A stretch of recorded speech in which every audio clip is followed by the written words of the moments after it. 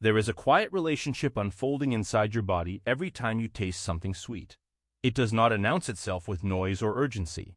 It begins gently, almost invisibly, the moment sugar touches your tongue. You experience pleasure first, a signal shaped by evolution, a reward system designed when sweetness meant safety, energy, survival. But what follows is far more complex than that fleeting moment of delight. Beneath the surface, an intricate biochemical conversation begins, one that speaks to your cells, your hormones, your brain, and even your future health in ways that are rarely felt in real time. When sugar enters your bloodstream, it does not simply give energy. That is the simplified story. In reality, it creates a sudden shift in your internal environment. Your blood glucose rises, sometimes rapidly, depending on the type of sugar and what else you have eaten. This rise is not neutral. Your body interprets it as a state that must be corrected. Stability is its constant goal. So the pancreas responds by releasing insulin, a hormone that acts like a key, allowing glucose to move from the blood into cells. At first glance, this system is elegant and efficient. Glucose enters cells, energy is produced, and balance is restored.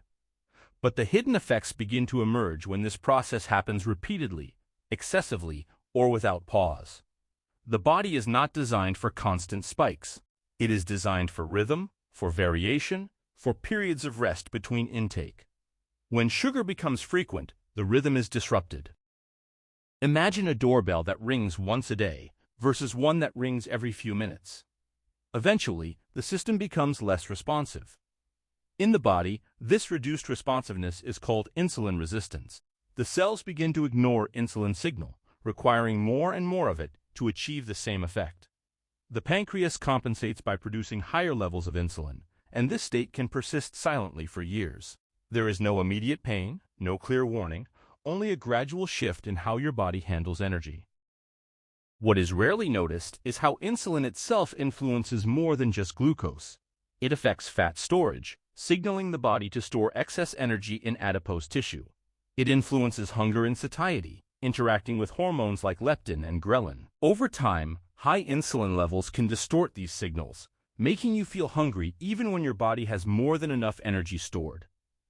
This is not a failure of willpower. It is a biological response shaped by repeated exposure. There is also a deeper layer to consider, one that operates at the cellular and molecular level.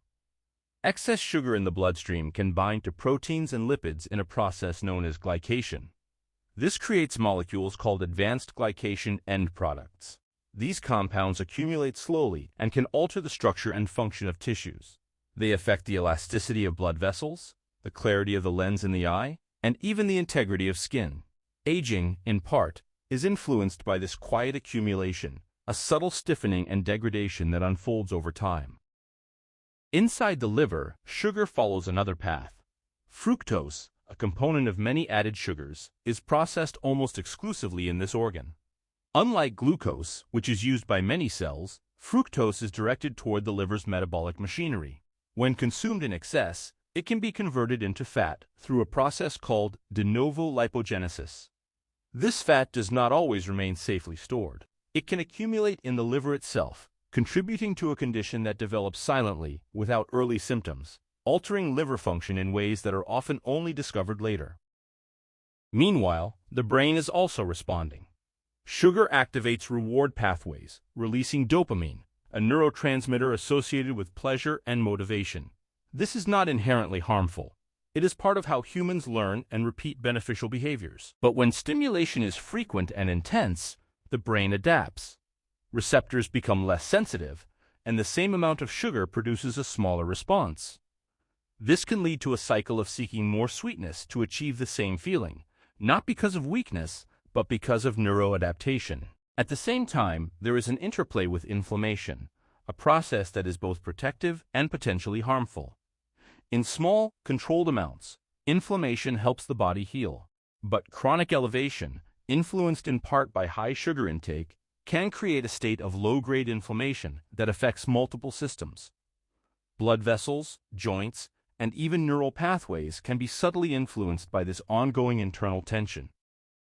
What is particularly intriguing is how these processes remain largely invisible. You do not feel your insulin rising or your cells becoming resistant. You do not sense glycation occurring or fat accumulating in the liver. The body is remarkably tolerant, capable of maintaining outward stability while internal changes progress. This is both a strength and a vulnerability. It allows you to function, to live without constant awareness of every biochemical shift, but it also means that imbalance can grow quietly. There is also a temporal aspect to consider. The effects of sugar are not confined to the moment of consumption.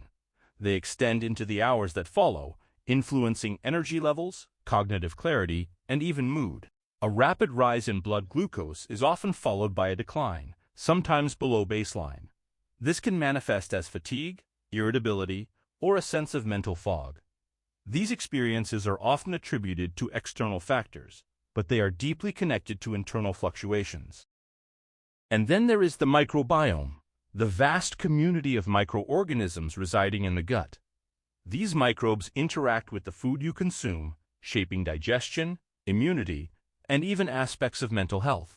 Diets high in refined sugar can alter this ecosystem, favoring certain species over others. This imbalance, known as dysbiosis, can influence inflammation, nutrient absorption, and the integrity of the gut barrier.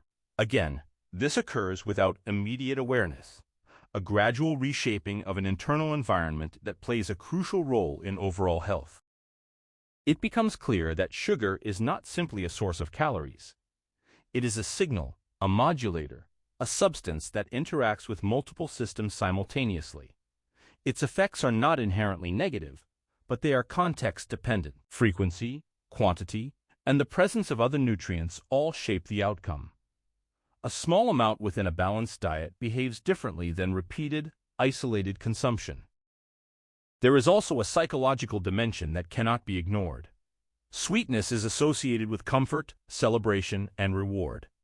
These associations are deeply embedded in culture and personal experience.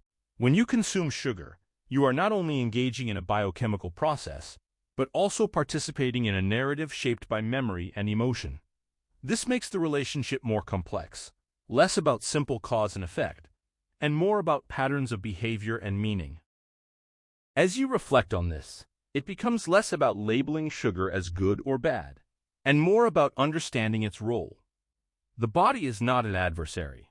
It is a system striving for equilibrium, responding to inputs with remarkable precision. When sugar intake aligns with this system's capacity, balance is maintained. When it exceeds it, adaptation occurs, and over time, this adaptation can lead to dysfunction. There is a certain humility in recognizing how much is happening beyond conscious awareness.